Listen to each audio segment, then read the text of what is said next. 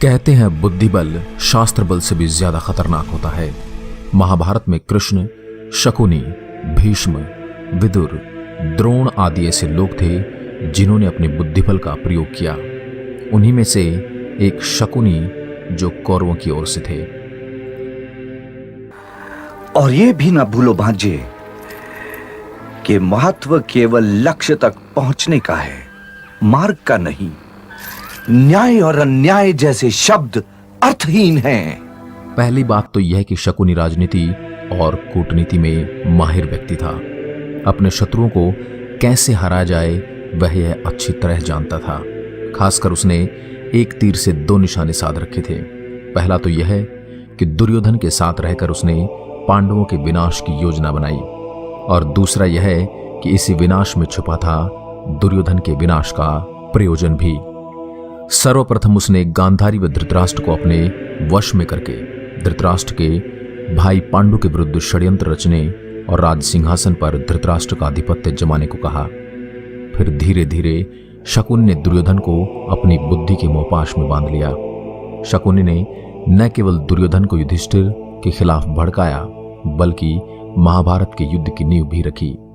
कौरवों को छल व कपट की राह सिखाने वाले शकुनी उन्हें पांडवों का विनाश करने में पग पग पर सहायता करते थे, लेकिन उनके मन में कौरवों के लिए बदले की भावना भी थी।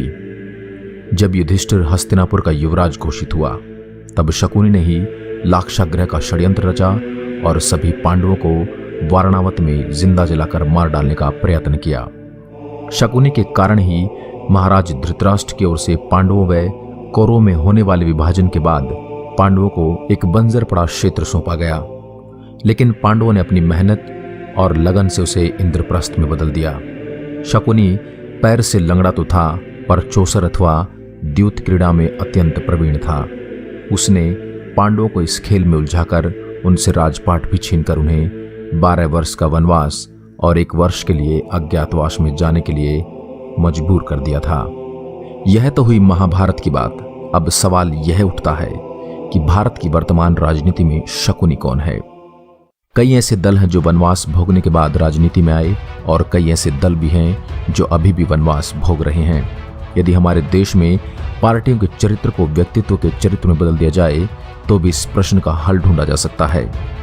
यह भी कि हर व्यक्ति की दृष्टि में शकुनी अलग अलग हो सकते हैं। हालांकि किसी व्यक्ति विशेष को आप शकुनी नहीं कह सकते, लेकिन यहाँ यह कहना होगा कि शकुनी में कुछ अच्छे गुण भी थे। शकुनी ने जो भी किया वह तो वर्तमान राजनीति में सभी पक्ष के लोग करते हैं। आज के राजनेताओं के चाल, चरित्र और चेहरों को देखकर आपको क्या लगता है? वर्तमान में भारत के नेता और राजनेता एक दूसरे के दल में दुर्योधन, दुशासन और शकुनी को ढूंढते हैं। सभी दल खुद को पांडवों का दल समझते हैं, लेकिन वर्तमान में कौन कौरव और कौन पांडव है यह तो जनता ही जानती है। दरअसल हर दल में आपको दुर्योधन, दुशासन या शकुनी मिल ही जाएंगे। शकुनी ने पांडवों के खिलाफ साम, दाम, दंड और भेद, इन चारों नीतियों का उपयोग किया। इसी तरह वर्तमान राजनीति में भी कोई भी व्यक्ति या दल अपनी जीत या अपने बचाव के लिए इन्हीं 4 तरह की नीतियों का उपयोग कर रहा है। वर्तमान राजनीति में रोज झूठ बोले जा रहे हैं, झूठे प्रचार किए जा रहे हैं, झूठे आरोपों के बादल पर भ्रम फैलाया जा रहा है। दरअसल फेक न्यूज का चलन इतनी तेज गति से बढ़ रहा है कि आम नागरिक के लिए यह पता लगाना मुश्किल होता जा रहा है कि इंटरनेट पर क्या फेक यानी फर्जी है और क्या सही है।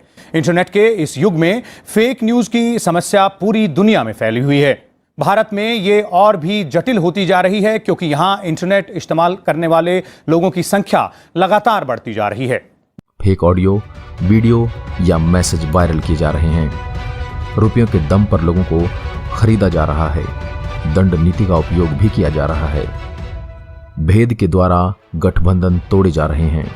नेताओं को भड़काकर अपने दल में शामिल किया जा रहा है। यही तो हुआ था महाभारत में भी।